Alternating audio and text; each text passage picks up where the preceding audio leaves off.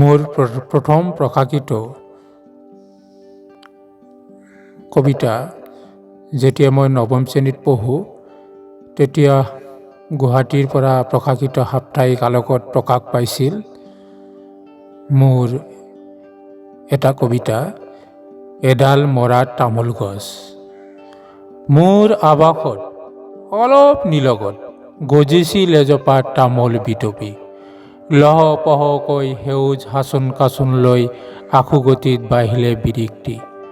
আশাৰ কলিটি চেনেহৰ গছটি থিতাতে শুকাই গ'ল, কি বিষাদে হৃদয়ে সানিছে কোনেও নজনা হ'ল।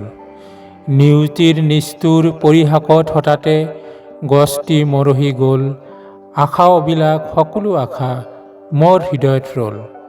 ভাবিছিলোঁ মনৰ হেঁপাহতে অনেক তামোল ছিঙিম, অতিথি আলহীলৈ কামনা বাসনা সিহঁতক খাব দিম।